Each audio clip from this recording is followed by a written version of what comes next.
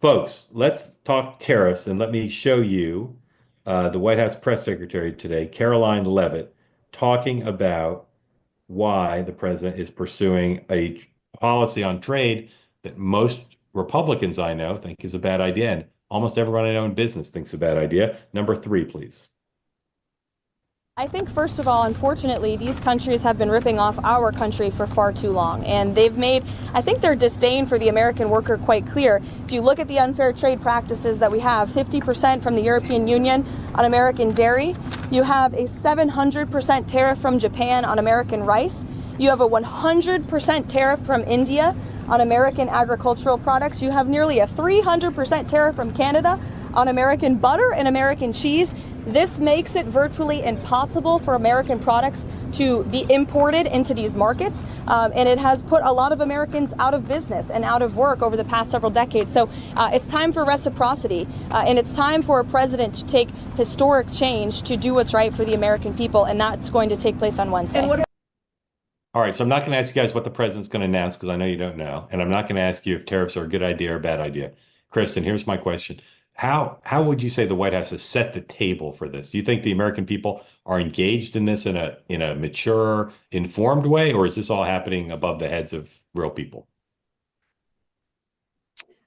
It's a little bit above the average person. I think, most Americans, when they wake up every day, I don't know if they're thinking about tariffs or, how that's going to impact. They do think about what job they're going to, the groceries that they're going to buy, whether they can afford a new car. And so from watching how this is, unrolled over the last few weeks, it's been a little chaotic, but it seems like that's part of the strategy to keep the negotiating process going. Tariffs start and stop and start and stop. Ultimately, at least 77 million Americans trust President Trump to be the best negotiator at this type of thing. This is what they voted for. And so I think most Americans are, myself included, don't know what's going to happen or how that's going to, impact their everyday lives, but watching and kind of trusting the process is where I would say most, folks are right now. Okay, Michael, what would you say? I think most Americans are sort of hearing the noise and hearing sort of the reaction to every time the mainstream media talks about Trump's trade war, or when they talk about the markets are up, the markets are down as a result of Trump's trade wars. I think in that sense, the American people are paying attention, but I do think a big element of this probably goes over the heads of most Americans.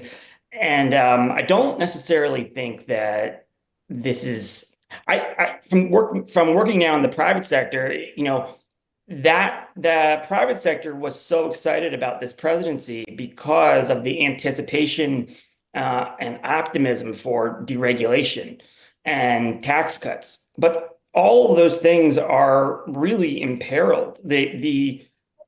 The outcome, the positive outcomes that those could spur, that private industry was so excited about, could all be negated by this trade war. And when he went through with these the first time before COVID, the results weren't that great. The trade deficit rose, the manufacturing employment went down. Kind of like that joke you used to make about Al Gore when he was saying everything that was right, that was up was down, everything that was supposed to be down was up. That's sort of the lesson from, I think, the first term tariff. So I'm kind of surprised that they are taking it this hard this time around. Ron, how is it that a Republican president is doing something that's really bothering most Republican-oriented members of Congress and business leaders? Oh, because this is not a Republican president. This is a Donald Trump presidency, unlike anything we've ever seen in our lifetime. I will say both parties need to pay special attention to Michigan, because unlike most states that I think was accurately described by our colleagues here, Michigan is a place where no one here in this state is more than 2 degrees removed from the auto industry. Everyone here is impacted by these tariffs and sees them coming much more closely than I think in most states.